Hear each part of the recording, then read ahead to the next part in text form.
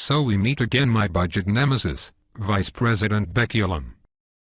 Brandon Moore, math instructor extraordinaire, it's so nice to see you again. I always enjoy running into faculty from Mount San Jacinto College. How are you? I am well. Since we last met, I have gone through puberty and therefore my voice is deeper. You also sound different from what I remember. I have a new voice because there have been some changes in the budget process. Anytime we make a change, I adjust my voice accordingly. How are your students doing this semester? Honestly, they are failing miserably. Nearly half are about to drop the class because they do not have the appropriate tools to perform the lab assignments. I've resorted to letting them cheat to keep success rates up.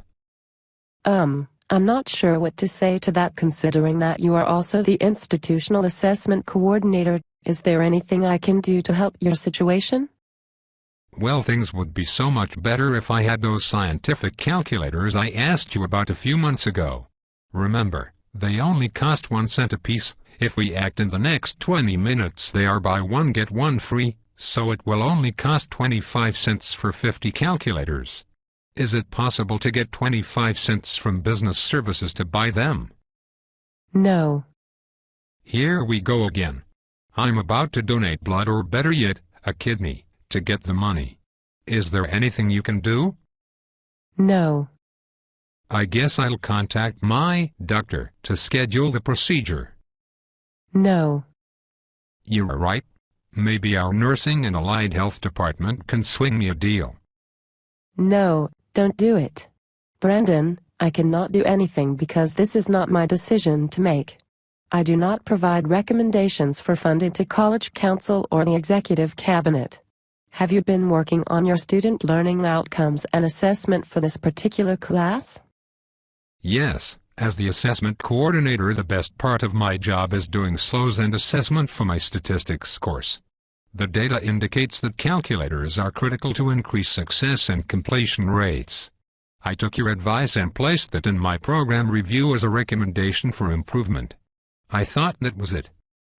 Well, you are definitely on the road to keeping your kidney. Really? Yes, you are only one step away from securing the 25 cents you need to acquire your calculators. Awesome. So what's the last step? Now that the supporting data is embedded in your program review, you will need to submit a RAP. That's it? No problem. Check this, yo. Eminem ain't got nothing on me. My name is Brandon and I'm here to say that I hate stupid games that I have to play. All I want is bleeping money for calculators. Why are business services being such haters? Wow, you are angry. I should have called the police during our last conversation. No, Brandon, you need a RAP to request funding. Becky, you're speaking business services to me, so I have no idea what you are saying. Do I need bubble wrap, a lettuce wrap, a body wrap, wrapping paper, waxed paper, construction paper, paper goods? Seriously, how do your students learn anything from you? No, a RAP is a resource allocation proposal, which is replace the budget change proposal or BCP. The RAP allows you to outline your request, show how it relates to your program review and student learning outcomes and assessment. Oh, so I use the new resource allocation proposal or RAP to make my request for funding, but I don't need to change any of the BCPs that I've already submitted, right? Actually, you will need to transfer the information over to the RAP because it provides an opportunity to highlight how your goals and measurable outcomes line up with the institutional priorities. You can also discuss your implementation plan should you receive funding. The RAP is one of the tools we use to integrate planning into resource allocation.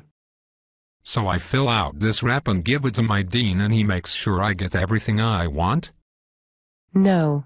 Once you fill out your RAP, your dean will prioritize all RAPs from their area and include the worthy ones in the unit plan, which goes to the vice president.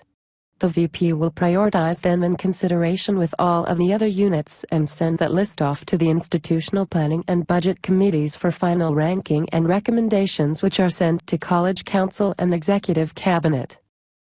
So I threaten my dean, I suck up to the vice president, And finally bribe all members of IPC and budget so my rap will stay at the top of everyone's list. You may threaten, stick up, and bribe all you want, but it won't help your rap. You see, the raps that are passed from the VP to IPC and budget are then scored and ranked according to the par. You're making this up as you go along, aren't you? Just taking rap and spelling it backwards to get par doesn't make a new process. Will you be changing your voice for this as well? I'm thinking I will just go over to the vending machine and shake it until a quarter falls out so I can buy my calculators. How does anybody work with him? The PAR is the Prioritization Allocation rubric. This is the rubric that is used by the IPC and budget committees to rank all of the requests that the VP send. The raps that score in the top 15% are placed in the top tier. The next 15% of scores are in the second tier and so forth. I think I'm with you now. Finally. So these rankings get sent from IPC and budget up to College Council and Executive Cabinet to ultimately make the decision on what gets funded. Exactly. Any of the raps that don't get funded through the general fund will be reviewed to see if there are other sources of funding that can be secured. This has been an enlightening experience, Beculum. I will fill out a rap for my calculators and hopefully when I see you again your voice will be the same so I know nothing has changed.